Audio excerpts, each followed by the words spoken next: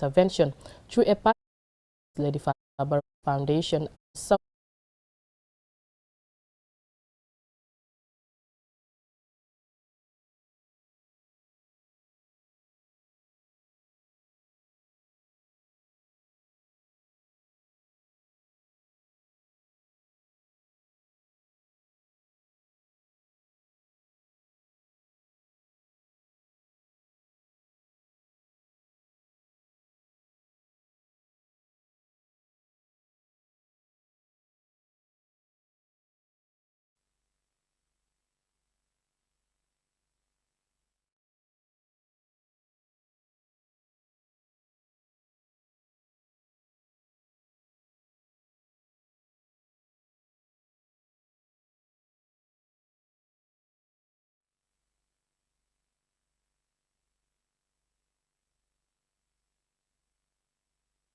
Through a partnership with the First Lady Fatuba Barros Foundation, the Al Balsam International Organization, and the King Salman Humanitarian Aid and Relief Center in Saudi Arabia.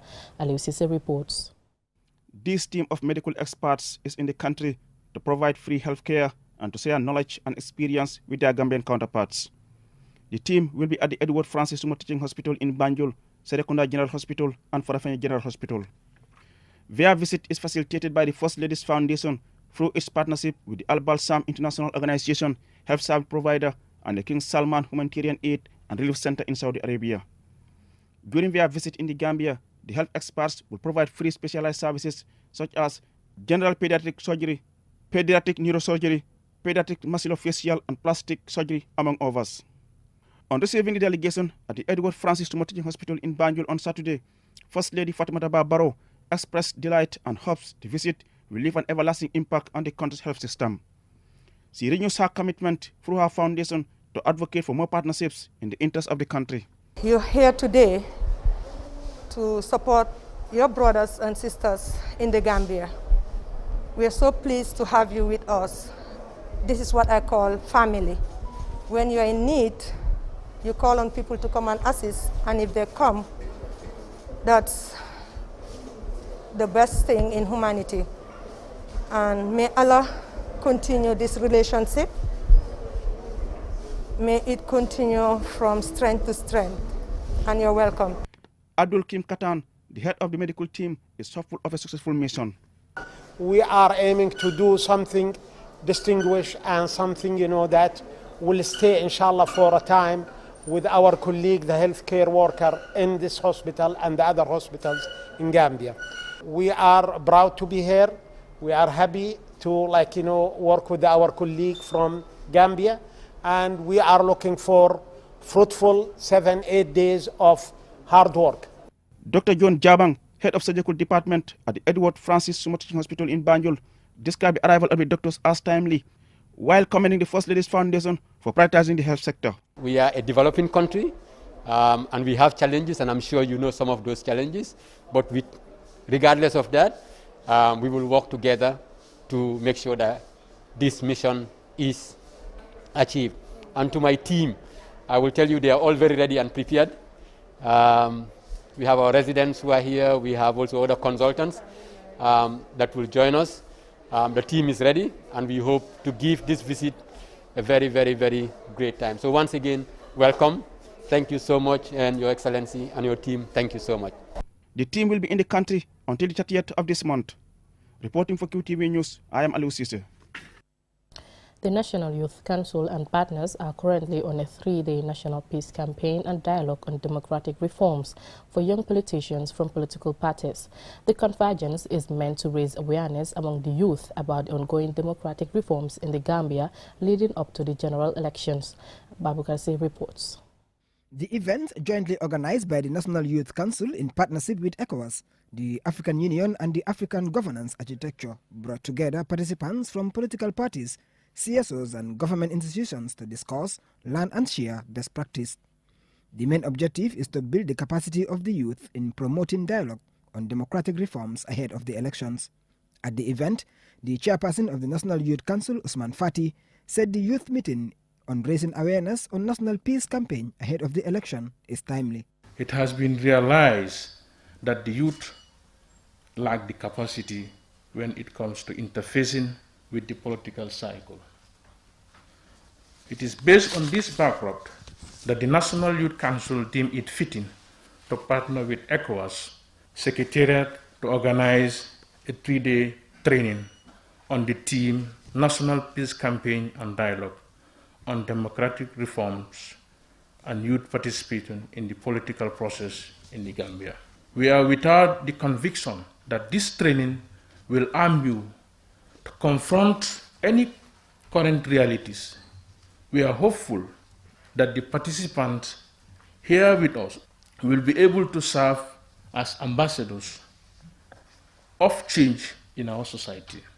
Her Excellency Mrs. Vabe Gaiflo, the ECOWAS representative in the Gambia, said the youth should be aware of their roles and responsibilities in a democratic process and called the initiative a welcoming one. As a follow-up activity has come at the appropriate time, hence there is the dire need for the youth to be aware of their roles and responsibilities regarding democratic and reform processes as the country prepares to conduct the presidential and legislative elections in 2021 and 2022 respectively. I think this initiative is a laudable one, as it is in consonance with the priorities of the country's National Development Plan, the AU Agenda 2063, and ECOWAS's own Vision 2050. These are conscious and deliberate efforts to promote the interests of the youth, as the greatest asset of any nation is its goal-driven youth. Director of Political Affairs at ECOWAS said the gathering is in line with the ECOWAS Commission to support the Gambia in its democratic political process. Pursuant to the technical assessment mission, especially as the Gambia is preparing for its first cycle of elections under the new political dispensation in December 21, it is worth noting that the youth are a critical and indispensable socio-political category of the citizen, key to political stability.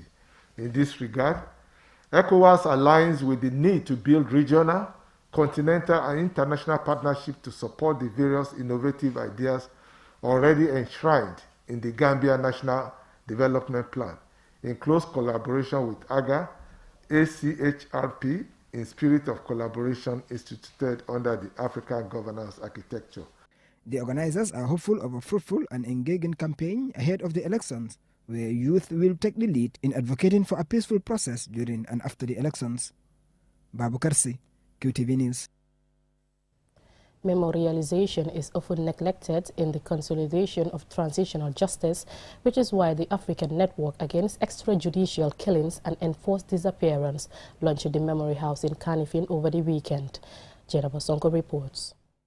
The project, The Duty to Remember, is a memorialization and exhibition project to commemorate the victims of enforced disappearances and extrajudicial killings during the regime of former President Yahya Jammeh.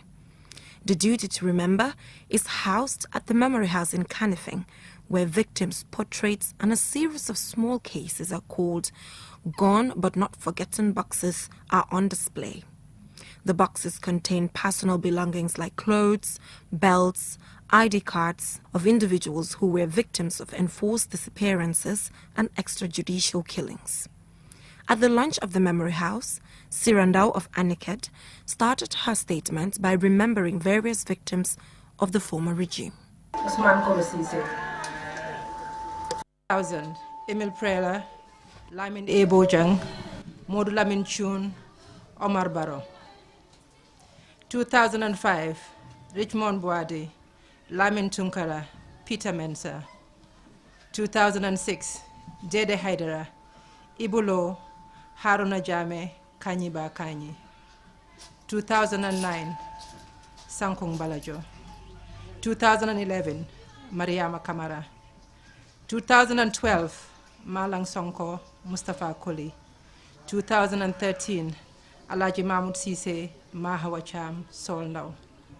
2014, Babukar Bojang, Njaga Jain, Lamin Sane. 2016, Solo Sandeng. 2017, Siaka Fatajo. The pictures at the Memory House were captured by Jason Florio and Mohamedou Mutar Brite, commonly called BITS. BITS believes dignity is a fundamental human right and strives to convey this through his photography. For Jason Florio, this is his most important work since he started his career in photography. My job is to record the stories and I can go home and cry afterwards, but as far as being, with the people and recording the story, that was the most important thing. So I felt that superseded anything that I should feel upon myself. This is Aziz Barrow, the son of Lieutenant Basiru Barrow, killed during the 11th November 1994 attempted coup. Aziz was 11 months old when his dad was killed and got to know about his father's death while reading a newspaper when he was grown up. He took us through what the Memory House means to him and other relatives of victims. In the event that our kids grow up, they can come and then these stories will be here for them to be able to reflect and know the things that occurred, what their parents went through. And then hopefully it will teach them not to go back to the 22 years of Jammeh, so that the kids, they won't learn from all the abuses that occurred and the violence. The project also aims to reveal how the promotion of memory is consolidated by the power of storytelling. ANICET is a network led by African women human rights activists, guided by the belief that every human being in Africa has the right to life, liberty, and security. The Memory House is open to the public for visits and entrance is free. Reporting for QTV News, I am Jenna Busonko. From that story, we will go for a short commercial break. Still to come, we have more stories, do stay tuned. Looking for the fastest and easiest way to receive money transfers from abroad? Well, QMoney and RIA just made it happen. Now you can receive international money transfer from RIA directly into your QMoney account with no additional cost. Once you receive an SMS alert about your transfer, walk into any QMoney agent across the country to receive your payment for free or use the money immediately to buy credit, QPower and other QMoney services. It's fast, safe and convenient. For more info, call customer care on 133. QMoney, Sinu Calpe. Terms and conditions apply.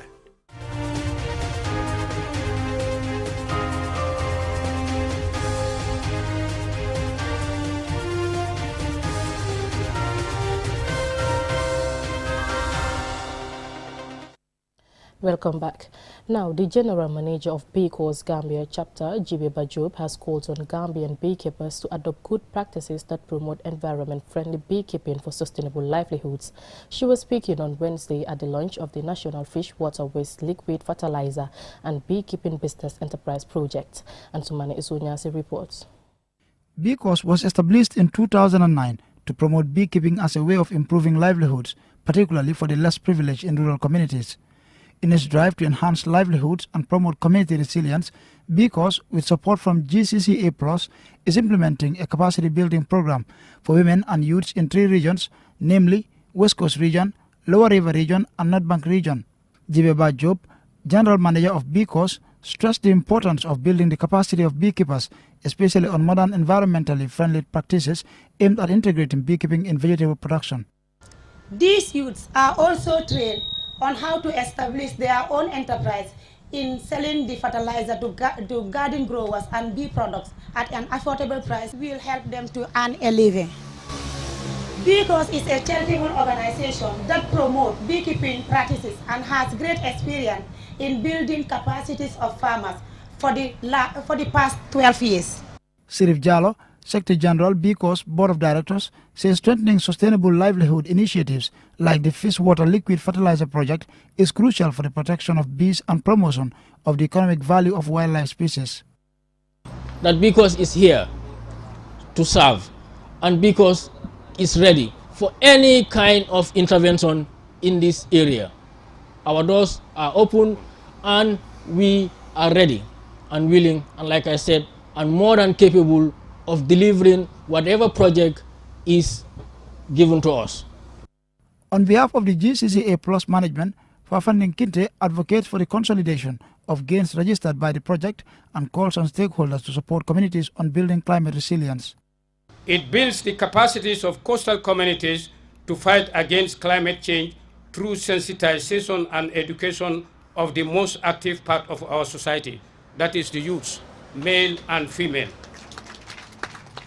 Congratulating you for the implementation of this action, some of your actions in the area of community sensitization and in the establishment of training facilities for fish-waste entrepreneurship and the purchasing of tri-motorcycles. Several other speakers also expressed similar views. At the end of the ceremony, participants were issued certificates in recognition of their participation in the training, and guests were taken on a tour of the B course facility in Abuko. Among the targets of this one-year project being funded by the GCCA Plus and partners to the tune of $6 million is to improve horticultural production for women gardeners, create jobs for women and youths, and provide easy access to organic fertilizer for vegetable growers. Ansmane Sonyasi for Qtv News. Moving on, the West African Network for Peace Building, in partnership with the Interior Ministry, on Monday validated the project document and standard operating procedure for the operationalization and establishment of the Gambia infrastructure for peace in the country. Loli M. Kamara reports. It is expected the validated document will guide and improve peace building and conflict intervention processes in the Gambia. The discussion leading to the validation brought together stakeholders, including civil society organizations and representatives from the Technical Working Group on Gambia Infrastructure for Peace, amongst others. Salaman Jai, National Network Coordinator, ONEP the Gambia, said, even though there have been achievements in the security and civil service reform, the country still faces internal challenges which threaten the peace and security. She then outlined how to address these challenges. These challenges will require a participatory, inclusive and transformative approach on the part of national actors with sustained support from development partners, as the consolidation of peace and democratic reforms in the country likely depends on a multi-stakeholder approach and long-term strategies through a national peace architecture. On behalf of his minister, Asan Tangara, Permanent Secretary at the Ministry of Interior, said it is hoped that infrastructure on peace will provide measures for peacemaking platform during community outreach programs. He added that the document will help guide the peace building and conflict intervention in the Gambia. And the SOP will direct the needs for conflict resolution mechanism and activities for more community stabilizations within the domain of social, political, and economic sphere of our dear nation. Alhaji Babukar Cham, the chairman of the Technical Working Group on Infrastructure for Peace, on behalf of his members, thanked the Ministry of Interior, ONEP the Gambia, and other partners for validating such an important document. For the entire membership of the Technical Working Group on Infrastructure for Peace, but also for officials and all other stakeholders to think objectively, but also to analyze fairly, to prevent and respond adequately, but also communicate effectively and develop the culture of dialogue on the prevention, management of resolution of all crises. UNDP country representative Aissata Day and Claude Condor, ECOWAS political advisor to the special representative of the president of ECOWAS to the Gambia respectively, both state that they need to have such a document. It is common knowledge that society are resilient to violent conflict, as those where different groups can constructively interact with one another to address potential cause of tension, such as socio-economic, political, ethnic, and religious differences for unequal resources allocation. As already underscored by the resident representative of UNDP, prevention is better than cure, and therefore ECOWAS believe in conflict prevention and peace building. This project document is the outcome of extensive consultations with stakeholders, including the Technical Working Group, political parties, traditional rulers, religious organizations, women groups, youth leaders, community-based associations, ministries of interior and youth, and other state and non-state actors. Now it has been validated. It is hoped it will be used as a guide in the implementation of peace. For QTV News, Loli M. Kamara. Now in international news, according to a report from Sudan's Information Ministry, joint military forces on Monday detained Sudan's Prime Minister Abdallah Hamdok and other members of the transitional government and taken to an unidentified location after he refused to support their coup. More in this report. Sudan has been undergoing a precarious transition marred by political divisions and power struggles since the April 2019 ouster of former leader Omar al-Bashir. The latest developments come just 2 days after a Sudanese faction calling for a transfer of power to civilian rule warned of a creeping coup during a news conference that an unidentified mob attacked to prevent. Since August 2019, the country has been led by a civilian military administration tasked with overseeing the transition to full civilian rule. Bashir was toppled and jailed after months of state protest. A political transition agreed after his removal has seen Sudan emerge from its isolation, which was the result of 3 decades of rule by Bashir and was meant to lead to elections by the end of 2023.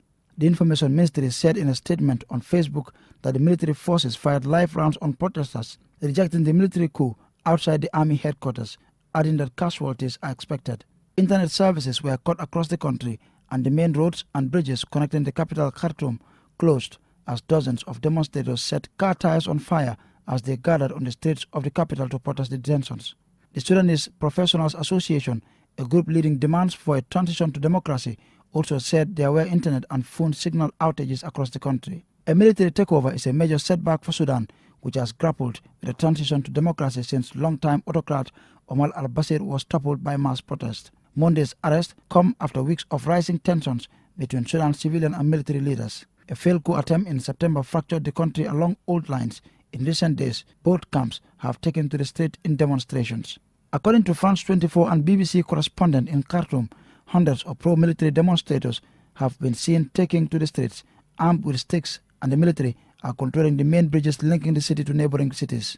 They have also taken control of the national television and radio stations and are expected to issue a statement very soon.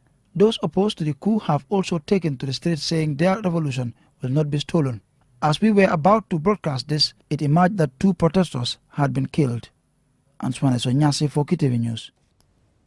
Before we end, here's a recap of our main headlines. 28 Saudi medical doctors have arrived in the Gambia on a week-long free medical intervention through a partnership of the First Lady Fatou Barbaros Foundation and Saudi-based organizations. The National Youth Council and partners are currently on a 3-day national peace campaign and dialogue on democratic reforms for young politicians from political parties. The African Network Against Extrajudicial Killings and Enforced Disappearances launched the Memory House in Kanifing over the weekend. It honors the memory of victims of Yahya Jammeh's rule. In international news, there has been a coup d'etat in Sudan following the collapse of the civilian-military coalition. Well, that's it from me in today's Midday News. Thank you for watching and have a nice day.